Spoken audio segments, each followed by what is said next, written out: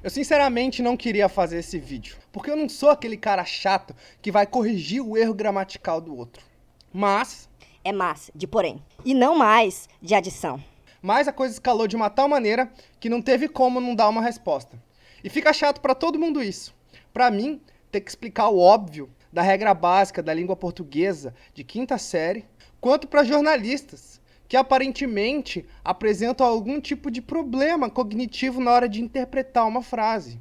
E vocês vão ver aqui, a gente vai analisar, vai ler junto e utilizar do arcabouço da língua portuguesa para tentar compreender aquilo que foi dito sem distorção. Bom, para quem não sabe, um tweet aparentemente singelo de uma coisa que o Ciro já falou várias vezes, de repente despertou o ódio do gabinete petista. A máquina de destruir reputação, que ataca qualquer um que não abraçar cegamente o Lula e sua ideologia/religião. E quando você não pode falar que o cara é incompetente, que ele é burro, que ele tá errado, o que eles fazem? Eles descontextualizam, mentem, né, na cara dura. E é isso que a gente vai ver aqui hoje. Assim foi com a Marina Silva em 2014, assim foi com o Ciro em 2018, assim foi com a Luiz Helena em 2006. Quando se trata de adversário, eles não têm o menor escrúpulo. Então bora dar uma olhada no tweet que causou tanta indignação assim dos petistas.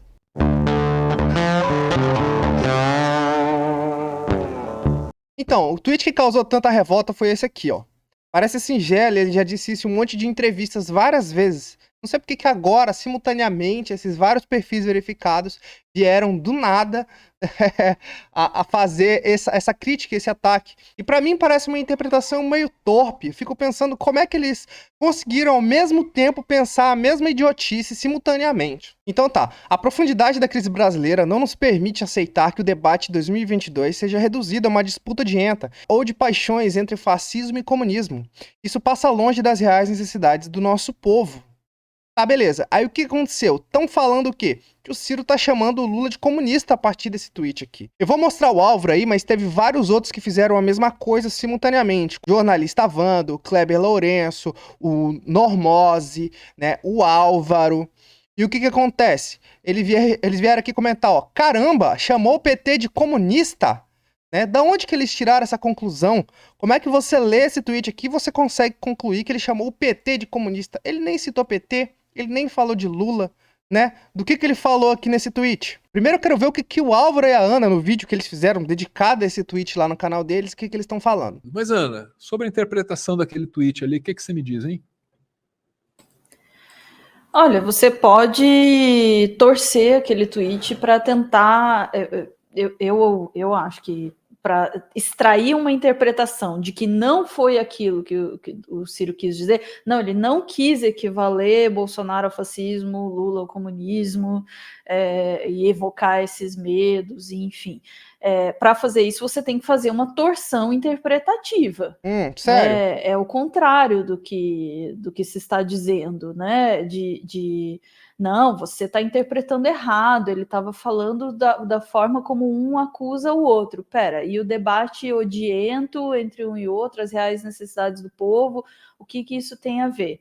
Né? E já não é a primeira vez. Que a estratégia da comunicação do Ciro é equivaler Lula e Bolsonaro, dizer que os dois são a mesma coisa, né? Dizer que os dois são péssimos e horríveis. Então tá, a gente tem aqui um jornalista de um canal com mais de 1 milhão de inscritos, né, com uma doutora em comunicação, e eu quero analisar junto com vocês aqui, não quero falar nem de política, quero falar de língua portuguesa, de interpretação de texto, de análise sintática. Eu quero ver se desse aspecto, né, se sustenta essa opinião deles aqui. É porque ela está dizendo que a gente tem que torcer a interpretação para poder chegar nesse sentido. Vamos ver aqui. Galera, vamos para a análise do texto aqui. Eu falo de zoeira que é coisa de quinta série aqui, mas, pô, língua portuguesa é uma parada muito complexa. Inclusive, eu tive que dar uma revisada aqui para poder fazer essa análise, assim.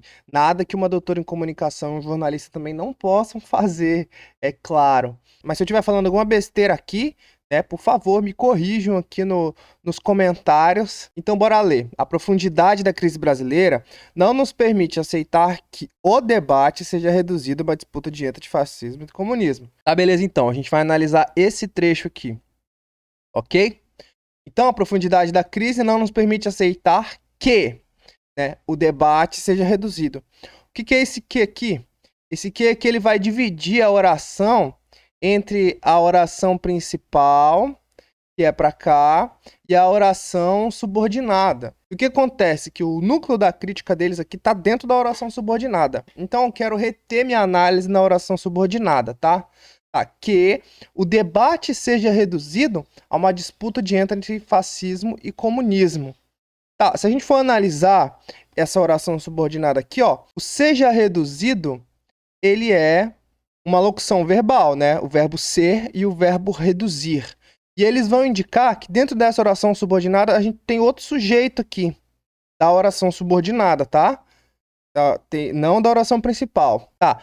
E perguntando aqui para essa locução verbal, a gente vai descobrir quem que é o sujeito dessa oração aqui. Então, quem que está sendo reduzido a uma disputa odienta? É o debate.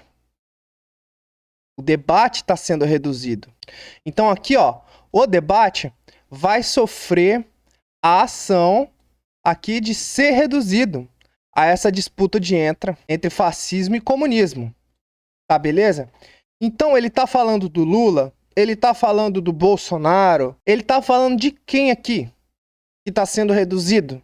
Segundo aqui a interpretação de texto, tá falando do debate. Então se fosse uma pergunta do Enem, Álvaro, Ana, a gente podia colocar assim, ó, segundo o autor do texto, quem que está sendo reduzido a uma disputa odienta ou de paixões entre fascismo e comunismo? Alternativa A é Lula, alternativa B é Bolsonaro, alternativa C é o cachorro caramelo ou alternativa D é o debate? Você, professor de português aí que tá me assistindo, me diz qual é a resposta dessa pergunta aqui, se fosse uma prova do Enem. E aí, nessa altura do campeonato, aquele negócio de não importa o que eu acho, importa o que eu sei, já foi pra casa das cucuia mesmo, já foi, né? Já foi pro espaço. Você dizer que ele falou do Lula ou que ele falou do Bolsonaro, aqui nessa frase, você tá extrapolando na interpretação de texto. Você tá concluindo uma coisa que não tá escrito, gente. E aí eu fico sem entender como é que funciona a interpretação de texto freestyle desses jornalistas. Por isso que a gente precisa de Ciro Gomes para educar esse povo, né? Vai que a gente está formando profissionais que não sabem interpretar um texto. Fico pensando, fica aqui minha reflexão. E se for para ajudar eles a entender, eu vou trazer um pouco aqui do cartunista tímido que eles gostam tanto, para eles entenderem o que o Ciro está dizendo, que o debate não pode ser reduzido, e é o que está acontecendo, a crítica que está sendo feita. Tá, beleza? Vamos ver aqui o cartunista tímido, quem sabe ajuda o Álvaro e a Ana a entender. Fascista! Comunista! Fascista! Comunista! Fascista! Olha aqui, seu comunista! Tá, mas isso não se trata de interpretação de texto. Isso aí é dog whistle. Isso aí é sinal de cachorro pra direita maluca. Porque olha aqui, ó. Eu fui falar sobre isso lá com o Álvaro no Twitter e ele me respondeu o seguinte: não é sobre interpretação de texto. Na verdade, aquilo lá é uma mensagem subliminar. Aquilo lá é um dog whistle. Ou seja, ele tá mandando um sinal pra direita maluca. E é isso que ele tá fazendo ali. Aquilo ali é uma mensagem subliminar, é o que ele tá tentando dizer pra gente, ó. Vamos ver aqui no tweet dele, ó. Aquilo é um puta de um apito pra direita maluca. E você sabe disso. Ó, eu tenho que saber disso ainda, né? E daí vem ele lá. Essa conversa sobre interpretação de texto, tentando disfarçar o explícito, me lembra o assessor do gesto racista do presidente do copo de leite, secretário cosplay de nazista. Então, o que ele tá dizendo aqui? Ele tá falando, não, embora isso não esteja dito na frase, isso aí, na verdade, é uma mensagem subliminar. Mas agora, Álvaro, eu quero te falar uma coisa. O que todos esses exemplos que você trouxe aqui têm em comum? Ali existe um símbolo de identificação, uma mensagem está sendo dada, um sinal está sendo enviado, porque eu estou dizendo aquilo implicitamente e a outra parte está recebendo. Ou seja, a outra parte está entendendo aquele sinal disfarçado, codificado que está ali dentro daquela mensagem.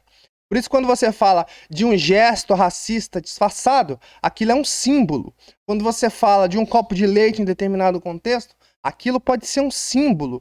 E por trás do símbolo tem a mensagem de que entendedores entenderão, né? Então, aquilo lá é disfarçado, mas entendedores entenderão. Mas aqui, amigo, eu vou te perguntar aonde está o símbolo que está sendo enviado, o sinal de cachorro que você está querendo dizer que existe aqui a mensagem subliminar.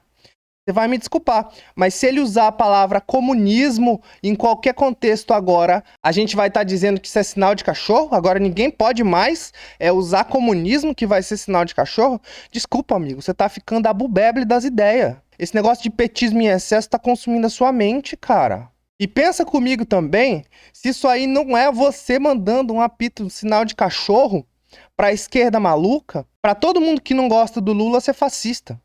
Se você não está transformando isso, essas mensagens reiteradas de todos esses influenciadores, será agora, tô cogitando, será que isso aí não é um apito de cachorro para a esquerda maluca classificar todo mundo que não apoia o Lula como fascista, como nazista? Eu tô aqui curioso para saber, cara. Me responde aí se acontecer de por um acaso você tá vendo esse vídeo aí, me diz qual é o sinal. Né? É um copo de leite? É um gesto? É um símbolo? Ou só de usar comunismo, pronto, já tá definido? Mas por que eles fazem isso? E que eles fizeram muito bem nesse vídeo aqui de 17 minutos? É porque, como não tem como você contra-argumentar os fatos que ele apresenta, é melhor pintar ele de maluquinho. É melhor dizer que ele tá se aproximando da extrema-direita. É que ele é abubeble. Né? A abubeble pra mim aqui, ó, é fazer um tweet desse, é achar que o outro disse o que não disse e depois comparar ele a apologia nazista. Né? Quem tá fora da casinha aqui nesse negócio? Isso é destruir a reputação das pessoas. E não importa se eles estão falando a verdade ou a mentira. E eu fico pensando como é que alguém tão inteligente quanto o Álvaro acaba se submetendo a desempenhar o papel de ser o Constantino do Lula. Porque no final das contas é isso que ele tá virando. Ele tá virando o Rodrigo Constantino aqui, passando pano pra tudo, omitindo tudo que o outro faz, fazendo o canal dele ser um instrumento de campanha do candidato, né? E de maneira não explícita, né? Porque é tudo implícito. Ele tá lá só pra desempenhar o papel jornalístico dele. Mas olha o teor de opinião e principalmente o tanto de omissão que tem, porque às vezes uma meia-verdade ela é mais prejudicial que uma mentira. Olha, por exemplo, esse vídeo aqui. Agenda de debate. Eles estão falando sobre os debates. Eles passam aqui 11 minutos falando sobre o debate, né? Falando assim, o Ciro quer debater com o Bolsonaro, quer falar umas verdades na cara do Bolsonaro aqui, né? O Bolsonaro, né, acho que não vai. O Bolsonaro talvez vai, não sei que lá se o Bolsonaro vai. O que acontece? Eles omitem um simples fato que é o seguinte. Esse vídeo aqui foi postado no dia 11. Porém, no dia 10, um dia antes, o Lula já tinha confirmado que não iria num pool de debates. Porque primeiro ele não ia nos debates, porque eram muitos debates para um período eleitoral pequeno. E aí ele exigiu que fosse um pool de debates. Aí atenderam o pedido dele, fizeram do jeito que ele queria, para ter o candidato nos debates. Aí ele foi lá e forçou que fosse cancelado o pool de debates. E aí eles fazem todo um vídeo aqui falando se vai ter, quando vai ter os debates, e simplesmente omitem que o candidato deles aí provocou a não realização do debate. E é isso que é a militância, né, Álvaro? É você esconder a própria contradição e evidenciar a contradição do outro, né? Você mesmo diz que isso que é militância, que é diferente de jornalismo, né? Então, pelo teu próprio conceito, o que está acontecendo aqui? Não me peça para omitir as suas contradições, omitir as contradições dos outros, porque não é meu papel como jornalista. Outra coisa é o nós contra eles, cara. Quando ele tenta jogar de todo jeito aqui, ó, vocês estão sendo nazistas, isso aí é uma coisa nazista. Ó, isso aqui, ó, vocês estão emulando a campanha de Bolsonaro. O que ele tá jogando é o nós contra os outros. É o nós contra eles. Né? Então eles acusam o outro de fazer aquilo que eles praticam. Quem que tá dizendo que o Ciro disse uma coisa que ele não disse aqui? Quem que tá forçando a barra aqui, né, pra dizer que ele tá chamando o PT de comunista? Sou eu que tô fazendo isso, que tô omitindo? É a gente? É o cirista que tá praticando isso aí? Ou são eles que estão, né, torcendo a interpretação de texto segundo a norma linguística para poder chegar nessa conclusão? E aí você falsear a verdade para sustentar uma narrativa. É uma tática bolsonarista ou não? Tá emulando a campanha de Bolsonaro de 2018 ou não? Fica a minha reflexão aqui, tá?